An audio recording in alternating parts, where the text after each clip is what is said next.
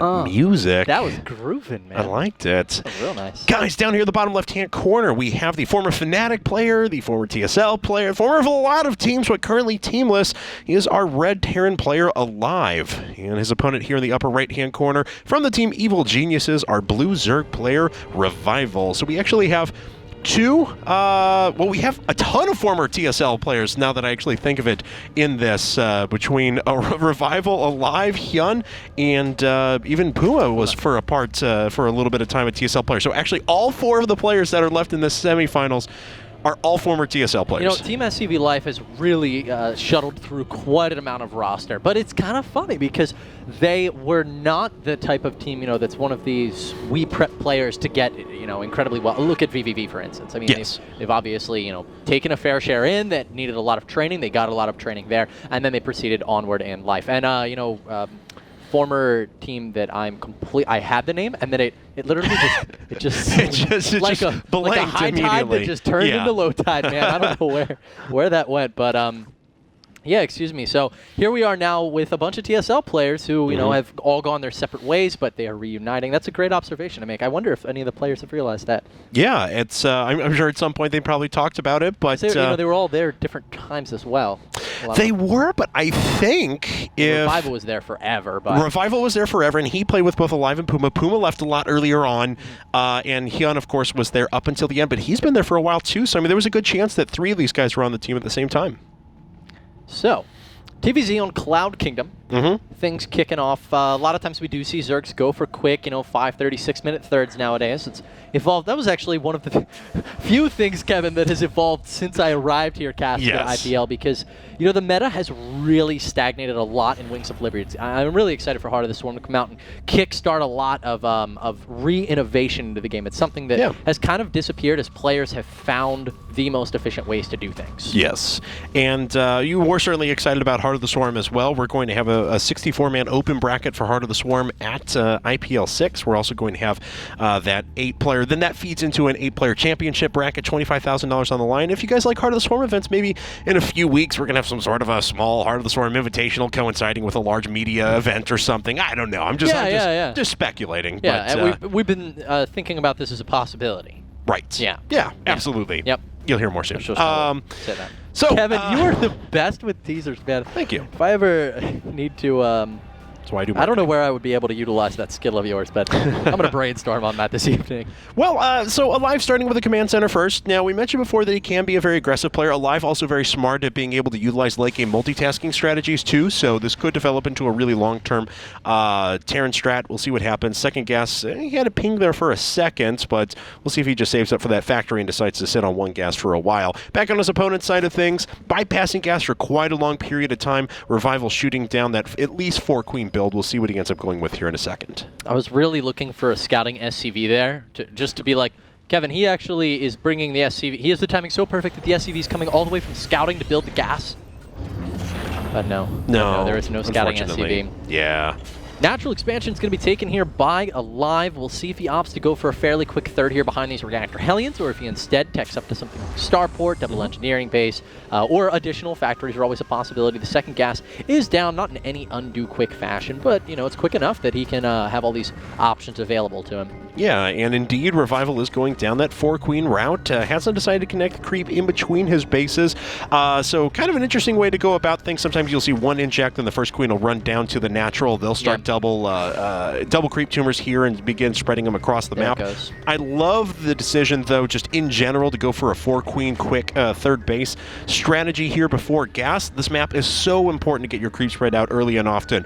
You see so often that the Zerg players are able to just outright deny bases purely through creep spread, get them down to the 4th, and because this map is so centered around taking this base right here, that's a very important thing to concentrate on as you move throughout the game. I mean, this is something that we saw utilized against Sting at IPL 5. He was forced to actually lift his natural command center because his Zerg opponent had fast tech to lair and actually brought a queen along and spread creep right outside of his natural, coincided it with a roach push, and forced the lift on the natural and had a bunch of creep tumors denying the expansion. It took 2 scans to get rid of them all. It was beautiful. We may see more traditional creep spread here out of Revival, but it's going to be nonetheless a huge factor if he's going to secure a victory here. in this match. So, I mean, especially with the high ground strip in the middle of the map, we're seeing more and more how strong and important creep spread really is. I couldn't agree with you more, and both players have great building positioning already, I want to point out. Revival started by putting his gas down at the natural, always wanting to deny a little bit more information from their opponent. Double evolution chambers to block this in against any sort of Hellion run-bys. Live, on the other hand, has already preemptively gone for the supply depot wall and bunker wall up at the front to make sure no Zergling counterattacks are going to disrupt him. Very cool stuff so far. So I was looking a little bit at actually Alive. You mentioned rushing out those supply depot wall. And, I mean, we saw those quick 2 gases go down in the main, but he actually really hasn't done anything with them. That's the reason he's pulling almost 400 gas at this moment. He just hasn't had enough minerals to actually be able to spend that gas. Right. So it's a little bit inefficient for Alive. Ultimately, I guess he sensed aggression coming out of Revival, which I don't see the read on, actually, because Revival opened gasless. I'm not sure if Alive got a glimpse of this. If we actually take a look at his vision. No, he never actually got into the main, right, Kevin. So Alive played in the dark, and it actually cost him a little bit because he definitely, obviously, would not have preferred to take such quick gases if he were not intending to use that gas in a timely fashion. Right, yeah, and he's not been able to get in there with any drops yet. He does have control of the map fairly effectively. Yep. He's been able to lift up structures and force away overlords and things like that, even killing a couple here and there. I mean, so he certainly does have good control of the map. He's going to have good upgrades here in a bit, but you're right. If he had been able to take advantage of that tech a little bit earlier on, we could have seen a little bit better result at this stage of the game. As it stands now, though, he's poking out with a decent little attack, even one Marauder there to soak up some shots, and I love that inclusion, especially if he could get in front. Alive very good about having good control of his bioforces, so if there's already, let's say, 6 or 7 Banelings waiting for him, he's a great player at running his Marines back, splitting them, and allowing the Marauder to just soak all of the Banelings. That's actually a really, really good point, is, you know, the difference that you can make with just a single Marauder. But here comes Alive with this attack right now. Stim is complete. He's going to target down the High Energy Queen first. Beautiful play there. Revival should have tried to keep that in the back. He's going to also clean up one of the Spine Crawlers. No cancel on that. Now targeting the hatchery. Are there enough units here for Revival? So many times we've seen Zergs in this situation. We actually just did a play of the day the other day, Kevin, that looked exactly the same. Here come the Banelings coming forward right now for Alive, making what contact he can. Going to have to retreat with these. No, he's going to stand here and eat it up. Wow. And taking a lot of damage right now, way more than you should. Yeah, and this hatchery's actually in danger of falling. There's enough Banelings on creep, though, that it is going to be able to push away the bio units for now. All of the Hellions that have been brought to this fight were actually killed, so a little bit of splash damage going to be out of this fight, and it's just going to require good control on the part of Alive. Great timing, though, from Revival to head in and actually do this whenever the Zerglings had popped from his third directly. Oh, man. And you saw right there what I was talking about before. Alive had intended to keep that Marauder up at the front. That's why he pulled only Marines back, but Revival did a really nice job of not biting on that and continuing to control his Banelings forward into the Marines. That's very true, but Alive's going to be very happy with that attack. Oh, I agree. I'm actually remembering, so it was Dice. It was Illusion versus Scarlet. We saw an identical attack out of Illusion, actually, to open up the game versus Scarlet. Scarlet handled it so much better, though. She handled it with just a couple Banelings that were already done in position. She had 3 Queens in position instead of just 2, because she didn't lose the Queen like Revival did in this situation. So it was a much cleaner hold. Here, Alive forced out so many Zerglings from Revival, and he actually... Alive actually, I think, went for those 2 quick gases that we were talking about earlier, Kevin. Yes. Although he pulled a little gas, he just wanted a short-term burst of gas so that he could jump up to a quick 2-2. I think he has an armory done, and he's getting ready for that. Does he have an armory? I'm looking for it. Let's see. I don't see one. He doesn't actually have it, so he's not going to be able to start 2-2 with this. But we do see he went for this fast third base, and that's consequence, of course, to not having to construct 3rd and 4th gas really quick. But here's the one thing that Revival really has going for him. Similar to what you were talking about with Illusion versus Scarlet, while Scarlet held it a little bit better, similar to that, though, Revival didn't lose his 3rd. It got very low, but he's still utilizing it for production. He didn't take any economic losses from there. His creep spread's still looking okay. It was cleaned up a little bit by Alive there. And now he's actually going to inflict a little bit of damage on his opponent, too. Well-positioned tank on the high ground, though, is going to drive those units away for the time being. Yeah, Revival's taking those extra lings that he had to make and putting them to use here. He did delay some mining time. It would have been ideal, of course, to be able to do some actual damage, but Alive did a really good job preparing for it. Now he's going to be dropping, and Revival has to bring all his units home. Mutatech is now revealed, but may be able to clean up he's actually going to be able to get this medevac and marine, so this will be really nice for Revival. Yeah, Alive gets a couple more kills out of this, and like you mentioned before, the Mutatech is revealed, so there we go. I was waiting for missile turrets. They're starting all across the map now. Nice bunker placement up at the front, and that's certainly going to help this defense quite a bit, as there's very nice coverage of this third from Alive. Also over at his Natural, you can see with just 2 well-positioned tanks, you can watch pretty much every entrance into your bases, and that's kind of the defender's advantage here on Cloud Kingdom for a Terran player. All right, so Revival is going to try to take some aggression, but as you're saying, that third base, it's pretty easy to hold down. Burrow is about a quarter of the way done, whereas 2-2 are just about to finish for Revival. We may see a 2-2 timing here. I'd also love to see a really quick Hive Tech here out of Revival. If he can make it to 3-3 when Alive is just getting it started, maybe a quarter of the way done, that's going to be a huge span of time where Revival will be able to capitalize on his upgrade advantage. All right, well, Alive loses a couple of Marines that were caught out in the open, and you see what Revival's doing. Very high link count here, and he's just taking the entire map. There's his Hive Tech. All he wants to do is delay, delay, delay. He needs to ensure that he keeps his opponent on 3 bases, and then he never gets counterattacked. Because if he gets counterattacked and loses a hatchery, the strategy just kind of falls to shambles. But if he's able to keep his opponent pinned in, well, then he just takes the map, he gets his high tech, he casually gets the most ridiculous economy you can think of, and sits on high-tech Broodlords, and nothing's really an issue for him. Lings, Banes, Mutas coming down. Not a very high Muta count here, actually, out of Revival. How's the siege tank count look for Alive? Let's see it's only making 1 at a time, so got 5. It's at 5. Not substantially high, but building missile turrets is Alive right now in order to protect those siege tanks, which are spread absolutely everywhere. But Revival's economy right now is huge, man.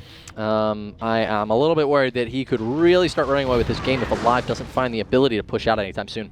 Oh man, that Viking had actually done quite a bit of damage. But Revival, because it picked off 3 Overlords and was trying to clear up space for this drop, but here's the problem. Revival then immediately put Zerglings where all of his Overlords just died. So smart. And he was able to pick up on it. So now, theoretically, if he was watching his minimap, he knows this drop is coming. Well, we'll see if, his diligence pays off here. I don't know if he actually got a glimpse of that. Are there units in position if we take a look at the natural expansion? He's got Spore Crawlers and Spine Crawlers, but no units. He's got Mutas right nearby, so he would easily have gone and cleaned up. And actually, he gets a glimpse of the medevac. It gets too close to an Overlord.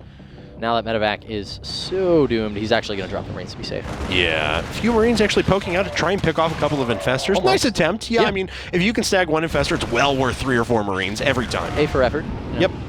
Lots of links will spell the death of this medevac. He's going to manage to maybe drop a couple of Marines. Now it looks like he's just going to let it die. Bye-bye. Those Marines were like, we wanted to at least give it a shot. Let us kill something. Greater Spire's on the way. 3-3 upgrades and Adrenal Glands now coming up for Revival, so he is going to have a very, very strong late-game army. But the issue is that his strategies work so far. Alive's not been able to take this base, and we mentioned before how this map kind of all revolves around taking this base. Wow, okay, actually, Revival's going to go for it. Really cool positioning of the tanks. I thought he actually had that blocked off completely, but he doesn't, so the Zerglings are able to get around before the tanks are actually sieged up. And that's a considerable amount of damage that's already done to Alive's forces. And despite the fact that he's well prepared, a lot of Lings did die there, but this is Revival strategy. Look how many minerals he has banked up right now. All he's got to do is respam out Zerglings, keep his opponent contained, and wait till he gets Broodlords. 3-3 on the way for Revival right now, and Alive has yet to even start his upgrades up. There they go. Unfortunately for Revival, he did have to Hive Tech, of course, before he could start 3-3, so he's not nearly ahead on those upgrades as he could be, but he's going to have the 3-3 advantage, and if he goes for a big timing attack with those upgrades, I don't know if Alive's going to be able to handle it. No, because look at what's all going to happen at the same time. 3-3 is going to hit, he's going to have a bunch of Broodlords, and that's going to coincide at about the same time this planetary fortress finishes up, give or take. It'll get saturated, and it'll be just in that position when he's expended a ton of resources to try and get that down, but he hasn't received any benefit from it. Yeah, that's a great point to make, actually. I mean, the planetary, of course, costs money, it pays for itself as it sits there over time, but there's not going to be a lot of time for it to do that. Revival's getting ready to push. It's not going to be too much longer now. He's got 5 Broodlords on the way. Will he wait a long time and, convert all these Corruptors? He may not know, of course. As commentators, we have the best vision of the map. Of course. But I think his best choice here would just be set up with those Broodlords, play very defensive with some Zerglings, because the reality is Alive has almost no Vikings. I mean, he's got 2 starports on the way right now. He's preparing for the Broodlords, But he's not ready quite yet. The best thing that Alive's been doing, though, has been sending out these little packs of Marines and trying to keep this creep contained. Yeah. And that's what allowed him to actually get this planetary fortress down, which is now starting to receive an economic benefit as soon as these mules hit a couple of different times. However, Revival's been on ridiculous gas income for quite a while. You can see he's got his 9th and 10th gas here in the top left-hand corner.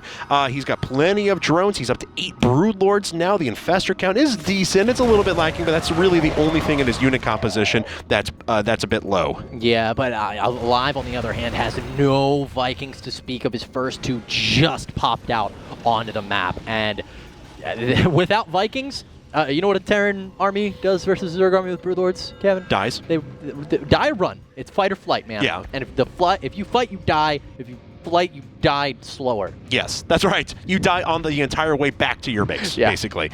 Yeah, so that gets really problematic. And we'll see now as Alive's going to position himself in the middle of the map. Yeah, he can't push. Ooh, if he had been able to engage a small part of the army at first, that would have been decent nice for him. Yeah. Right, and it would have at least bought him the time he needed to return the true economic investment that he had put here, which he has now. I mean, these 4 mules have had an entire return time now, so they've received their max benefit, and he could have put up a few more Vikings, but he just unfortunately didn't have enough time to get that done. He did not. Slew of upgrades on the way, wrapping up here for Alive, actually. 3-3 is done here in just a second. Corruptors are going to kill these 2 lonely Vikings. Very quickly. Every Viking is lonely, but yeah. this is too many Broodlords, man. He's running forward with the Marines. Time for the Infestors and the Banelings to come into play. The Broodlords are a little bit far ahead. A couple of them take some serious damage with the Banelings sliding in and killing off all of Alive's Marines. 170 supply now to 130 for Alive. Revival is looking like he's ready to clean this game up, Kev. Oh, yeah. Revival's looking great right now. Once he takes out the planetary fortress, that goes down. I mean, that's almost going to spell GG for Alive right there. He just can't reproduce his forces quick enough. He's trying to make 3 tanks at a time, but he only has enough to be able to make 11 Marines. Durable materials actually being researched here, so that's actually kind of interesting to note. Maybe we would have seen an eventual Raven transition here as we go on. And there's Corvid Reactor. So that's what he was planning, but he is not going to have the time to get that done. No, he won't. Time is not a thing that is of luxury for Alive. He's getting ready to die, in fact. That bunker is dead, and with it, it's kind of a little bit foreshadowing here. I mean, yeah, he's going to try to make a stand. He's got a lot of Vikings, actually. That's going to be nice. They're going to take a while to kill off these Broodlords, because some of them will die to the Corruptors beforehand, and, well, actually, he's got Festers here with energy, so if he can land some Fungals, this game... Yeah. He just lost us there. And there's the reinforcements of the Zerglings I was looking for. Revival didn't actually bring those in as quick as I had anticipated he would, but they're in plenty of time now. Baneling's actually able to close this gap, and the vast majority of the Marines have died Alive, down to just 2 bases. He has 3 command centers, but there's no way this is going to get set down. There's GG. Game number 1 of this best of 3 goes to Evil Genius's Revival. Revival proving that he is a master of all trades and a jack of none. He has now defeated 1 player of every race from amongst the top players in the world. He took down Snoot, V-Pro, Golden, and now Alive in game number 1. We'll see if it carries through and Revival can find himself in victory, or if Alive is going to win both games from here. That's right, guys. So the next map is going to be Ohana. That's Alive's pick. We'll see if he can make a stand and tie it up. We're going to run to a commercial break. We'll be right back after this.